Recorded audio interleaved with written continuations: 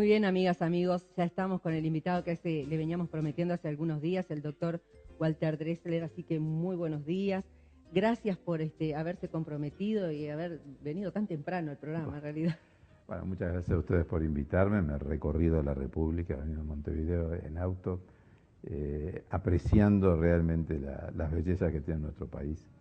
Y bueno, la presencia se debe a una conferencia que vamos a estar dando hoy de noche sobre el valor de la actitud en un mundo de cambio, un título y un tema que me parece por demás interesante en un siglo XXI que cambia sus escenarios en forma vertiginosa y que nos obliga a flexibilizar y adaptarnos, ¿verdad?, a esos cambios, lo que no significa que siempre los tengamos que aceptar.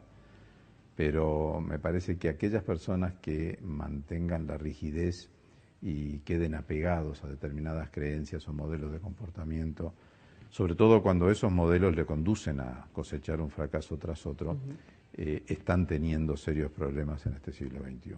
Ya desde el comienzo, desde las relaciones interpersonales, las relaciones intergeneracionales con nuestros hijos, o sea, vemos cambios radicales. Creemos siempre que estamos muy actualizados y sin embargo los cambios se dan de forma muy rápida, ¿no? Doctor, lo voy a sacar así rápidamente de contexto. Bueno, primero yo lo comentamos fuera del aire, ¿no? Cardiólogo y homeópata. Exacto. Cuando dijo cardiólogo, bueno, hace un rato largo ya no estamos en el tema, pero de último usted lo dijo.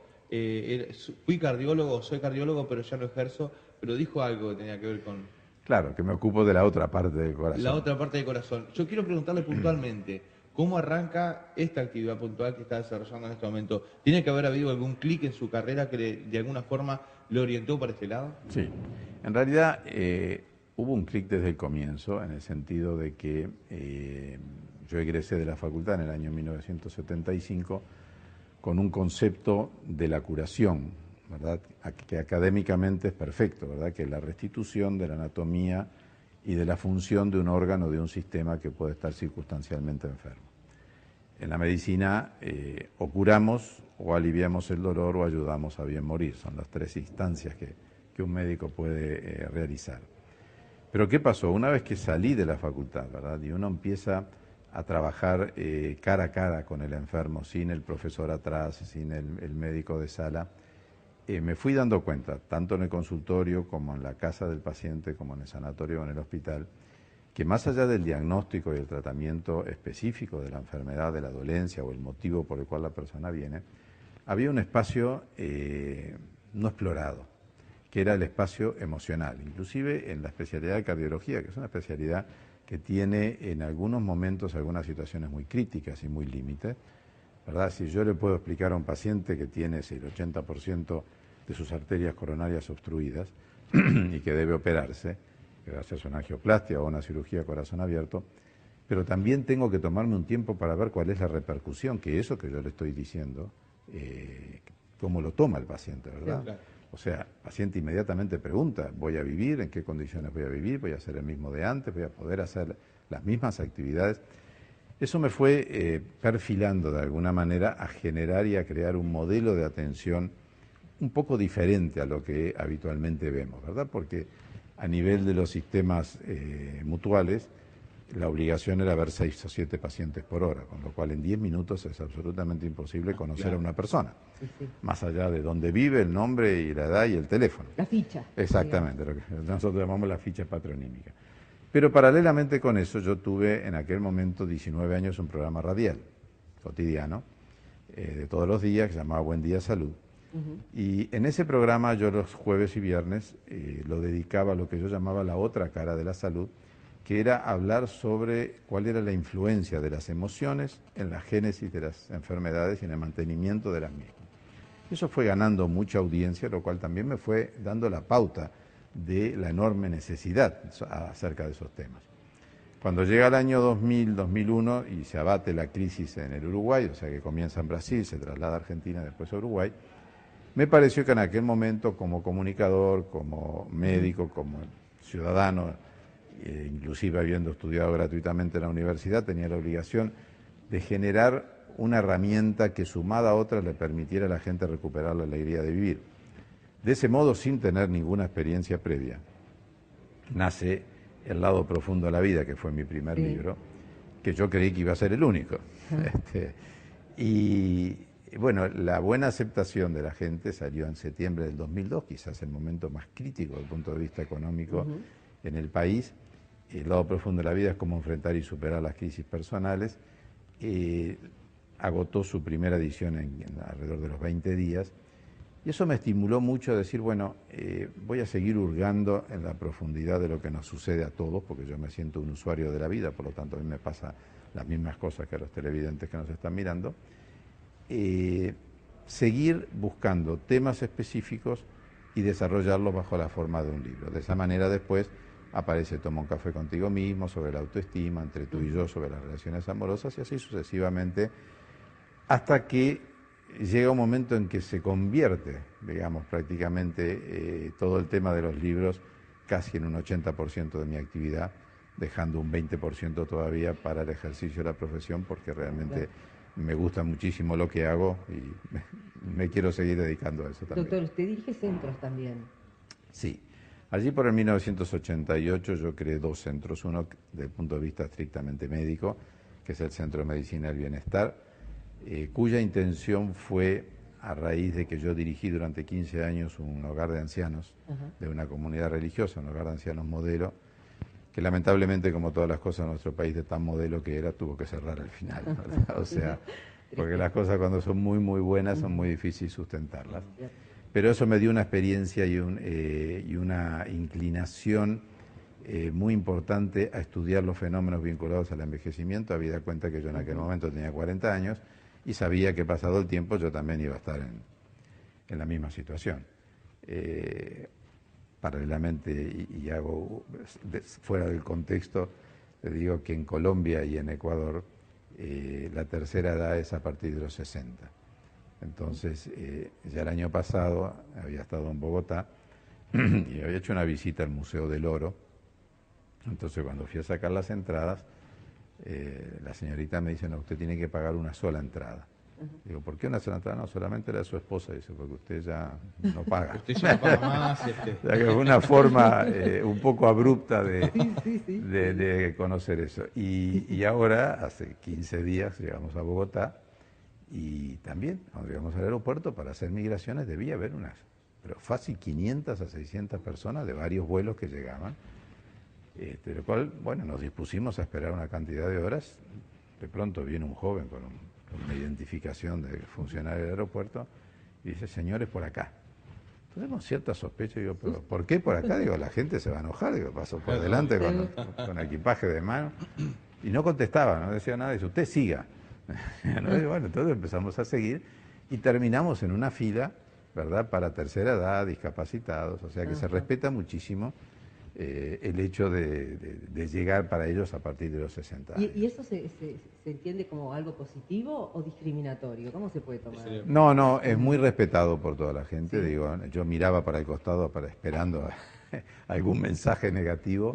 Nadie abrió la boca, nadie dijo absolutamente nada. Se ve que la cultura se mueve en ese sentido. Claro, no, es decir, se ve que es una norma que está instaurada y de alguna forma la gente la acepta y no lo toma como una ventaja de esa persona. Usted en su caso, que es el que vive la situación, ¿cómo lo toma? No, yo lo tomo en forma muy reidera porque de alguna manera muchas veces las personas de tercera edad me preguntan si, a ver, como yo hablo siempre de que cada ser humano tiene que tener metas, objetivos, proyectos, entonces la persona me pregunta, bueno, ¿a usted le parece que a mi edad es pertinente que yo haga un proyecto de vida cuando yo no sé cuánto tiempo voy a vivir? Y bueno, ninguno de nosotros sabe cuánto tiempo de vivir, por lo tanto, muchas veces la etapa del adulto mayor es la mejor etapa para poder cumplir proyectos porque la persona dispone de tiempo, ¿verdad? O sea, de alguna forma, muchas veces el trabajo por el cual vive no le permite desarrollar tareas que son verdaderamente lo que le guste. Cuando llega a esa etapa de retiro, dispone del tiempo. Le iba a hacer una pregunta, doctor. Su primer libro fue El lado profundo de la vida. Eso evidentemente de alguna forma, y de acuerdo a lo que usted comentaba, hace relación o guarda relación con, de alguna manera, la atención que en principio usted estaba brindando en forma diferente a los pacientes afectados al corazón. Exacto. pero después aparecen otras obras que por ahí de repente no guardan mucha relación, por lo menos a simple vista, con lo que era la primera No, etapa. en realidad sí guardan, porque, ¿Sí? a ver, si el subtítulo del primer libro es Cómo enfrentar y superar las crisis personales, el núcleo central del segundo, Toma un café contigo mismo, es todo un trabajo acerca de la autoestima, que para mí es un elemento fundamental para poder superar una crisis personal o una depresión. Es decir, más allá de que podamos o necesitemos usar una medicación, lo fundamental es que la persona recupere la confianza y el respeto por sí mismo. Correcto. Y en el 2004, cuando sale Entre tú y yo, que es acerca de la incomunicación y el desencuentro en las relaciones amorosas, tampoco fue casualidad. El 2004 fue un año que en el Uruguay hubo más divorcios que casamientos. Ajá. Quizás como un coletazo de esa crisis. No, digamos, yo llegué a la conclusión de que la crisis en sí misma no fue la causante de las separaciones. La crisis lo que hizo fue poner de manifiesto la fragilidad de los vínculos, ¿verdad? Y las fisuras que existían. Claro, yo cuando le hice la pregunta, de alguna forma automáticamente me retrotraje a un título puntual que es Yo te manipulo y tú qué haces. Sí. Ese me gustó. Bueno, me gustó. Ese es el penúltimo título publicado y les confieso que fue un título, un tema, digamos, que yo elegí porque yo mismo lo había sufrido durante mucho tiempo en el área laboral y dudé de escribirlo porque me pareció que iba a generar en aquellas personas que se identificaran con el contenido del libro algunas reacciones quizás un poco incontrolables. Pero después de pensarlo mucho dije, bueno, en realidad cuando uno, tanto en la medicina como en la literatura, uno se tiene que comprometer. O sea, cuando yo hago un diagnóstico y un tratamiento, yo me estoy jugando por un determinado diagnóstico. Ahora me puedo equivocar, digo, pero de alguna manera tengo la obligación de elegir, porque el paciente está esperando un tratamiento para mejorar.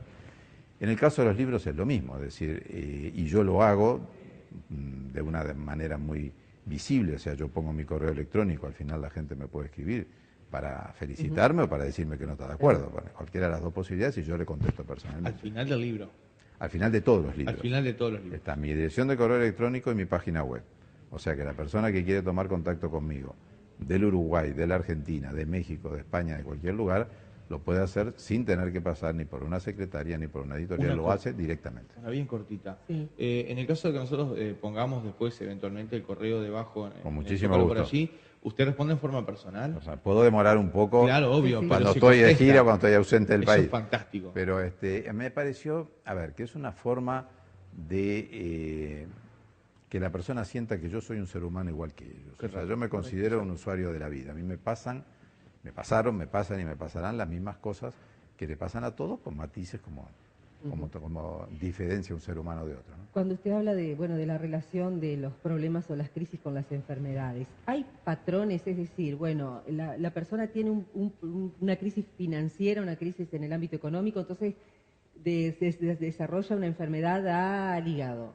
¿El problema es afectivo, desarrolla el corazón una enfermedad o no hay ese tipo de patrones? No, no hay una correlación directa. Lo que sí está comprobado es que cada ser humano tiene un sector de su organismo que es lo que nosotros llamamos órganos o sistemas gatillo.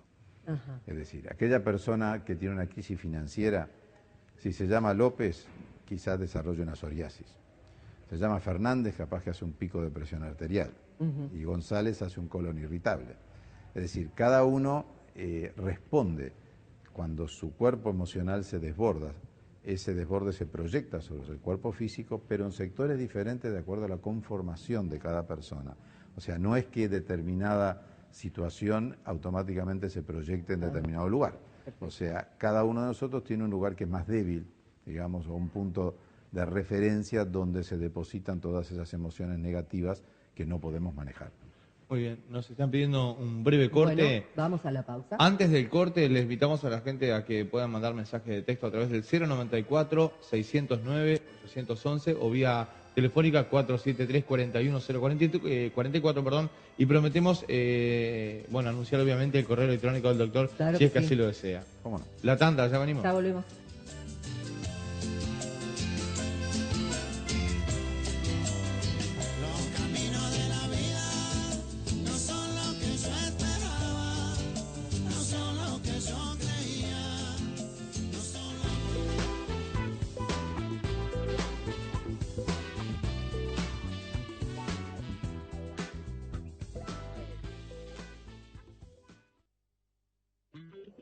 En Zapatería Macri, recibimos la primavera de la mejor manera.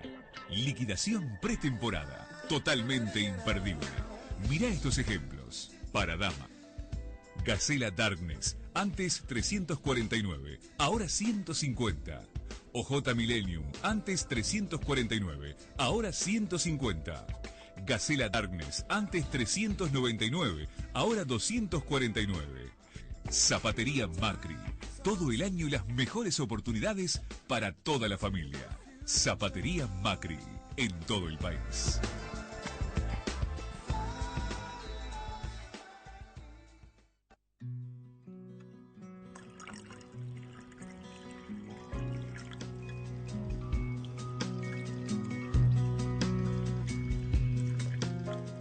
Agua mineral natural, su agua, del manantial de la Fuente Salto a su mesa.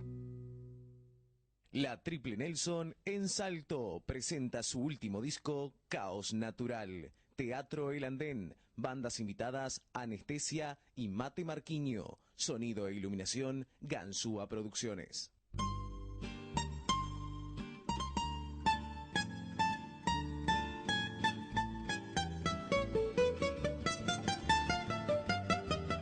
Existen muchas marcas de pastas, por eso es importante saber elegirlas. Casi todas son envasadas y fabricadas al por mayor, pero también hay otra pasta. La Florentina, el sabor de la verdadera pasta. Seguramente ya lo escuchaste 1000 veces. Si tomás, no manejes. Hoy me gustaría decírtelo de otra manera. Si tomás y manejás, te convertís en un potencial suicida y asesino. Entendelo y aprendé a vivir en sociedad. Sumate. Somos Salto. Somos tu canal.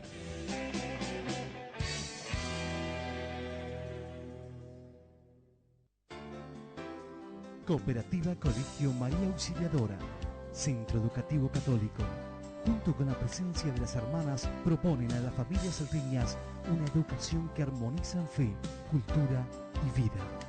Cooperativa Colegio María Auxiliadora. Educamos evangelizando y evangelizamos educando. Peluquería Elfas agradece a sus clientas y amigas el apoyo brindado en todos estos años y las espera en Amorín 37, con lo último en cortes, color, peinados, máscaras italianas, manicuría, pedicuría y depilación. Contamos con un amplio horario de atención. Peluquería Elfas en Amorín 37, manos profesionales a la hora de peinar.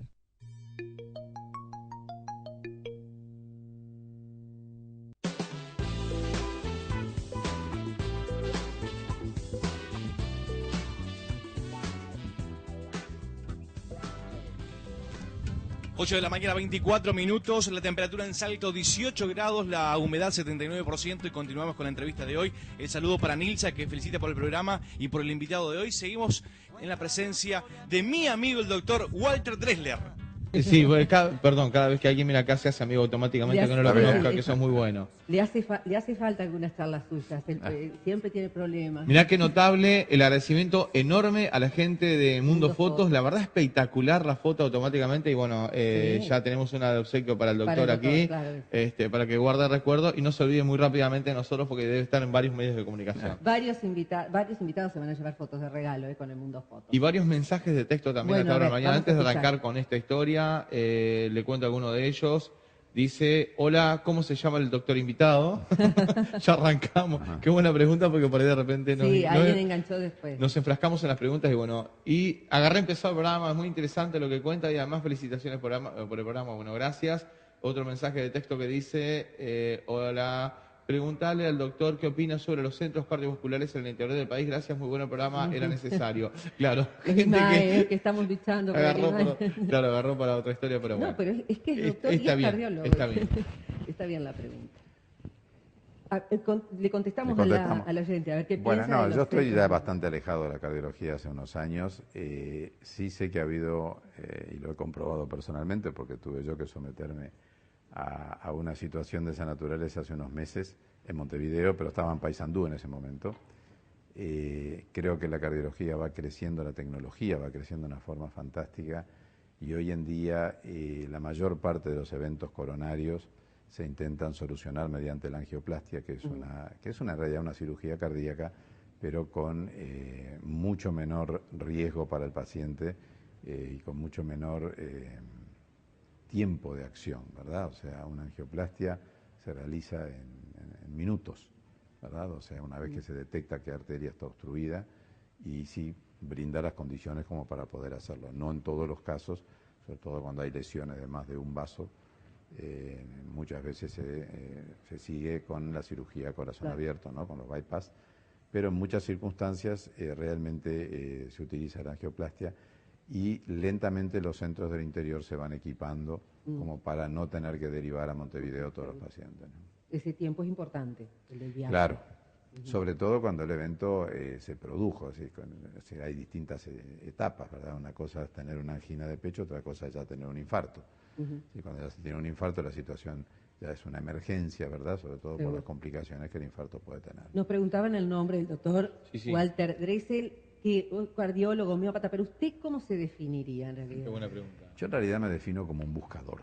Buscador. Bueno. Como un buscador, porque de alguna manera, a ver, si yo tuviera 18 años otra vez elegiría la medicina, pero quizás bajo una concepción diferente. La medicina a lo largo de 35 años me ha permitido, por mi manera de ser también, llegar a conocer al ser humano en profundidad, es decir, con sus virtudes y con sus miserias también, ¿no? Y una de las cosas que me frenan a no retirarme es que siempre que llega fin de año dije, bueno, ¿qué más voy a escuchar o qué más voy a aprender de la gente? Y realmente me sigo sorprendiendo de lo que somos capaces los seres humanos, o sea, porque cada semana o cada 2 semanas me encuentro con una situación nueva que me sorprende absolutamente, que nunca pensé que pudiera llegar a darse en lo que son las relaciones humanas, ¿no? Y ahí un poco el tema del libro de la manipulación, ¿verdad? Que, bueno, finalmente me decidí a escribirlo y a asumir el compromiso. La editorial está muy contenta porque las mujeres lo compran de a 2, uno para ella y otro subrayado, lo dejan en la mesa de luz de su marido. En algún momento lo vas a echar. Claro, y le dice, bueno, esto es lo que me venís haciendo hace 15 años. Es decir, ahora en serio la manipulación es una forma de comunicación muy perversa, ¿verdad? Donde hay una figura que asume un poder irrestricto. Pero que lo asume y crece y se desarrolla porque hay una víctima que le cede el espacio. O sea, el manipulador es manipulador porque tiene con quién hacerlo y por qué hacerlo.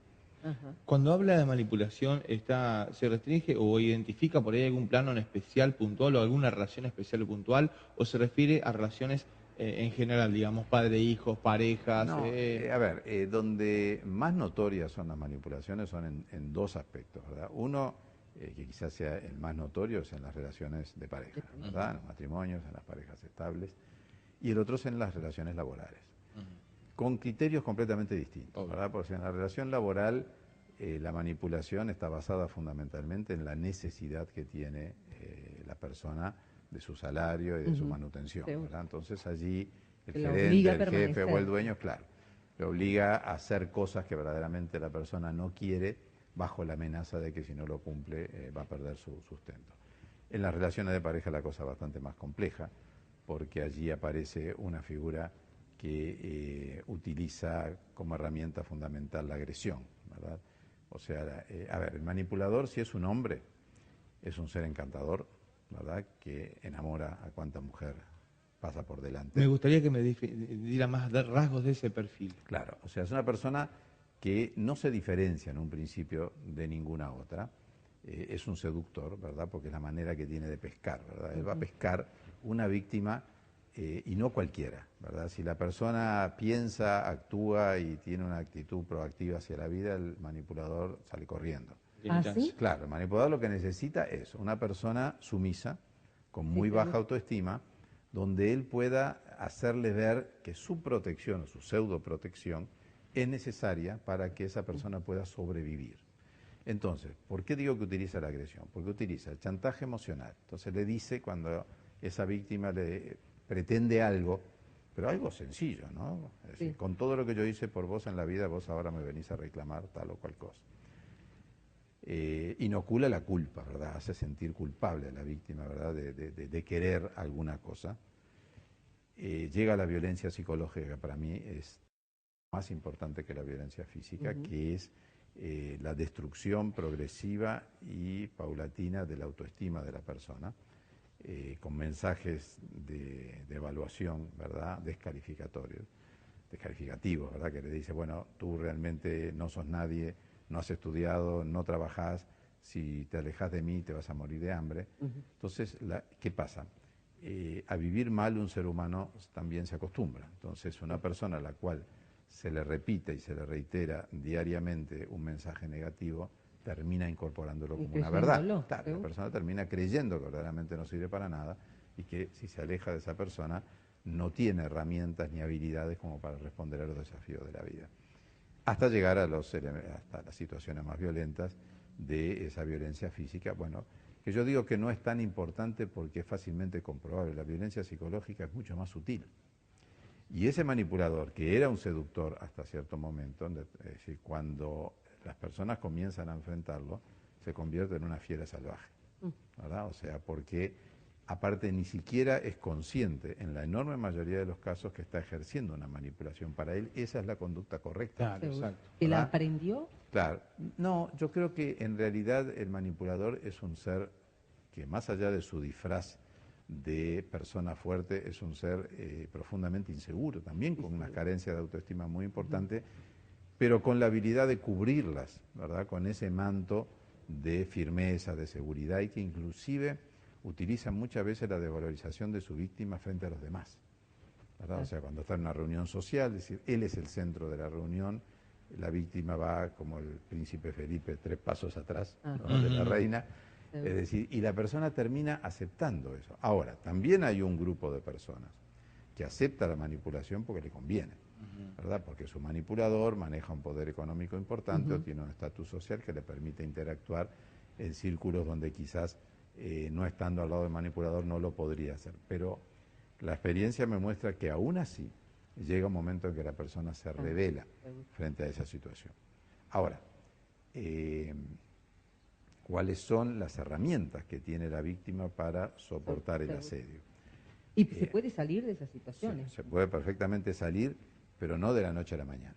Es decir, si yo estuve tolerando una manipulación durante 15 o 20 años y hoy me doy cuenta que estoy siendo manipulado, mañana no voy a estar en condiciones de enfrentarme a una persona que conoce perfectamente cuáles son mis debilidades, cuáles son mis flancos frágiles y cómo hacer para destruirme. Por eso la segunda sección de ese libro se llama Tomando un café para pensar. O sea, yo me tengo que sentar a tomar un café conmigo mismo, revisar mi historia personal, a ver si logro encontrar algunas situaciones que me expliquen por qué yo he tolerado durante tanto tiempo una manipulación. ¿Qué es lo que sucede? El pasado es un tiempo ya vivido. No tenemos forma de arreglarlo, pero ahí está la historia de nuestra vida. Entonces, ahí tenemos que ir a ver qué situaciones nos tocó vivir, porque cuando somos pequeños no elegimos la vida, ¿verdad? Caemos en una familia, ¿verdad?, con un entorno determinado que puede ser muy positivo, pero que puede ser profundamente negativo también. Cuando llegamos a la edad adulta tenemos la obligación de revisar esas cosas para ver si es verdad o nosotros podemos cambiar la historia. En el caso de la víctima de la manipulación sucede lo mismo. Hoy me di cuenta, si aguanté 15 años puedo aguantar 3 meses más, pero me voy a preparar, ¿verdad?, para poder definir algo que para mí es tan importante, que lleva el título de uno de mis libros, que es lo que quiero para mi vida. O sea, quiero definir qué quiero para mi vida de aquí en adelante. Y voy a tener algunos puntos que van a ser absolutamente innegociables con mi manipulador, siempre y cuando quiera cambiar la situación. Bien. Yo vas a preguntar. No, tenía una pregunta para el doctor, en realidad, después queremos que nos cuente bien sobre el tema de hoy, pero dentro de todos estos estudios que usted ha hecho y que sigue realizando y que dice que conoce profundamente al ser humano, ¿qué considera que es lo más grave que nos está pasando a los seres humanos hoy para caer en tantos tipos de situaciones negativas? Yo creo que son unas cuantas. ¿Sí? Yo creo que en primer lugar hay una pérdida de valores, ¿no? Digo, una cosa es cambiar las creencias, es decir, porque el mundo se transforma y se transforma en forma muy rápida, pero los códigos éticos y morales son inamovibles, o sea, más allá de las generaciones. Y yo creo que hay una pérdida de valores basada fundamentalmente en el poco tiempo, por distintos motivos, que le dedicamos al diálogo con nuestros hijos. Es decir, hoy tenemos un flagelo instalado en la sociedad que es el tema de la drogadicción. También. Y en gran medida eso se debe también a la falta de diálogo y a la falta de orientación que tiene que venir desde el núcleo central de la familia, que tiene que venir de la casa. ¿Usted considera también núcleo central de una familia las nuevas propuestas de familia, como son parejas homosexuales o adopción de homosexuales? ¿Eso está encajado dentro de lo que usted llama familia también? Es decir, yo he aprendido a ser tolerante, lo cual no significa que lo acepte. Es decir, yo creo que quizás no me he tomado suficiente tiempo como para poder analizar la situación. Creo que en este nuevo escenario que se está creando se van a generar figuras nuevas, complicadas realmente, pero fundamentalmente para el niño, digamos, porque quien tomó una determinada opción sexual lo tiene asumido y de esa manera, dentro del libre albedrío que tiene cualquier ser humano, tiene toda la libertad de poder hacerlo. Pero en esta nueva figura de la adopción y de cómo ese niño va a enfrentarse inclusive a sus propios compañeros en el colegio, digamos, es una situación que no está muy clara todavía, más allá de que la pareja heterosexual no siempre le da al niño, claro, tampoco el marco adecuado como para un crecimiento sano. Yo creo que los grandes problemas que tenemos hoy en día son, por un lado, esa pérdida de valores, por otro lado, la enorme inseguridad que tenemos los seres humanos por el hecho de ese vértigo con el cual cambian los escenarios. Es decir, lo que hoy estamos hablando como una verdad, probablemente en una próxima visita parte de esto lo tengamos que cambiar, ¿verdad? Porque el mundo cambió y porque nosotros también vamos cambiando. Y otro de los grandes problemas que veo es que el concepto de familia como núcleo central de la sociedad está también cada vez más frágil. Sí. Y eso me preocupa mucho porque hay un problema muy grande en la juventud y es la muy baja tolerancia a la frustración. Es decir, frente a la pérdida del primer examen, o frente a la primera decepción amorosa, como que el mundo se desmorona, ¿verdad? Sin pensar de que tienen todo el resto de su vida por delante como para poder reconstruirse y para poder rehabilitarse, ¿no? No puede venir esto de la mano de que los mensajes que se reciben, lógicamente a través de los medios de comunicación, es que todas las imágenes que ven son de repente de éxito fácil, del que llega como futbolista, de la que llega como modelo, del que llega como cantante y demás. Como que claro, le parece que es un paso de suerte y nada más. A ver, vinculado con lo anterior, siempre me preguntan si los políticos y los expertos en marketing son manipuladores. Y yo creo que en realidad no lo son, intentan manipular, pero del otro lado estamos nosotros. Es lo mismo que cuando uno mira el televisor, si no me gusta el programa, apago o cambio el canal. Es decir, pero yo no tengo mucho derecho de juzgar al dueño del canal en cuanto a cómo conforma su programación. Ahora, yo como usuario tengo la libertad de elegir ese programa. Yo creo que hay mensajes permanentes, uno lo ve en todos los spots publicitarios, que apuntan hacia el éxito, hacia el éxito fácil sobre todas las cosas. Lo cual después en la práctica resulta que no es tan así. O sea, de 1.500 jugadores de fútbol se destacan 3. ¿Verdad? O sea, el resto juega, pero queda dentro de un montón que no se diferencia. Entonces yo creo que hay una carencia hoy en día en la educación que tenemos que lo más rápidamente posible cubrir. Y yo creo que hay una asignatura que deberíamos instaurar que podría llamarse, por ejemplo, habilidades para la vida. Es decir, tan importante como la matemática, la geografía, la historia, el idioma español, es dotar a los jóvenes de ciertas herramientas para que cuando salgan a esa lucha por la vida tengan una supervivencia digna y no se destruyan frente a la primera adversidad, ¿no? Correcto. Doctor, tenemos que ir a otra pausa. Sí, hay un mensajito de texto, me gustaría cerrar este bloque muy rápidamente con esto. Felicitaciones por el programa y por el invitado de hoy. Da gusto escuchar al doctor, realmente sabe lo que dice. Sigan adelante, un abrazo para los dos, dice Marisa. Bien. Muchísimas gracias. Que muchos estarán pensando, qué lástima que no sigue siendo doctor. Que a veces yo sigo atendiendo, lo que pasa es que el tipo de paciente se ha transformado y casi el 90% de los pacientes vienen por los temas del contenido de los libros. Yo tengo que cumplir con un mensaje muy rápidamente que dice, y no me lo responda ahora, doctor, por favor, pero sí, se lo dejo planteado, tiene que ver precisamente con la medicina. Dice, ¿hay alguna solución en la homeopatía para la psoriasis? Habló de psoriasis y la gente se enganchó. Ahora hablamos después de la pausa. Vamos a la pausa y después seguimos con el doctor Walter Dres.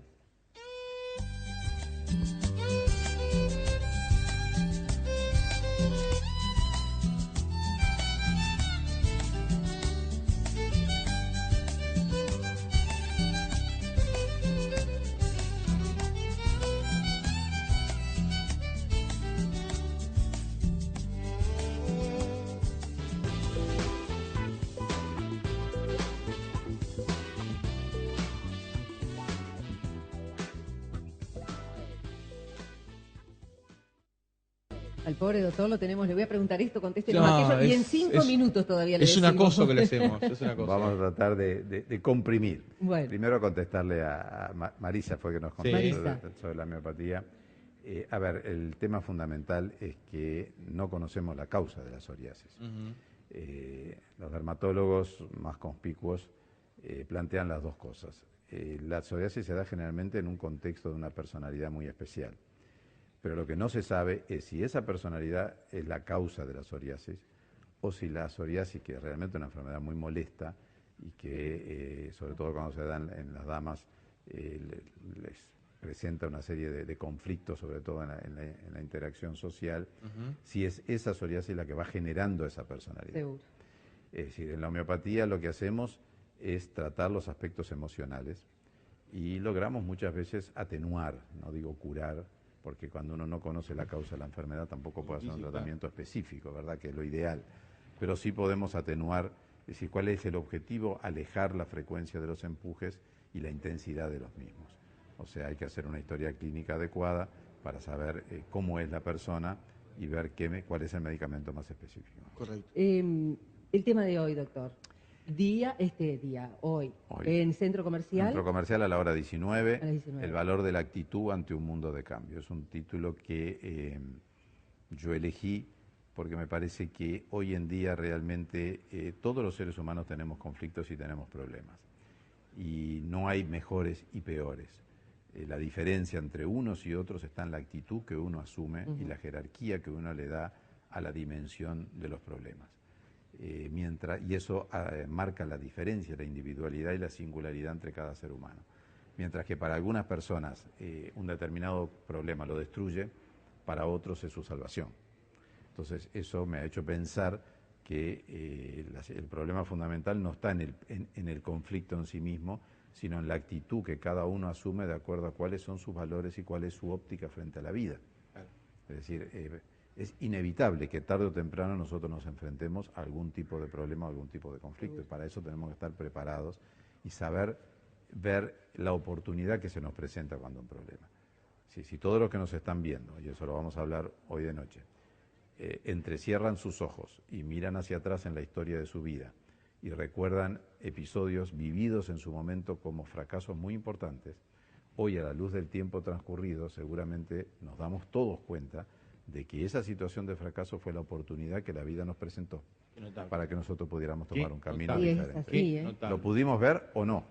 Pero es así nomás. Es así. Es cuestión de pensar y recordar. Claro, ¿qué es lo que pasa? Cuando uno está involucrado subjetivamente en una situación conflictiva, lo emocional tiene tal magnitud que no nos permite ver más allá de nuestro propio cristal. Bueno, de alguna manera la filosofía china tiene que ver con eso precisamente. Exactamente. Los peores años son los mejores porque nos dan la oportunidad de cambio y crecimiento. Claro, digo, aparte a mí me ha sucedido algo muy breve por estos minutos que nos quedan, cuando las empresas o las organizaciones me intentan contratar para una capacitación, yo siempre les planteo un tema que me parece importantísimo para la fuerza de ventas, para la gente que está en la calle, que es qué debe hacer una persona inteligente cuando fracasa.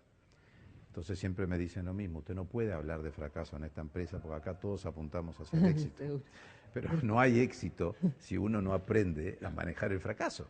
Sí. Porque si yo vendo perfume y salgo y mañana al primero que vendo me dice no quiero, yo tengo que asumir que no todos me van a comprar y saber manejar esa situación y no guardar el perfume e irme para mi casa si no quiero trabajar más. Ni que hablar.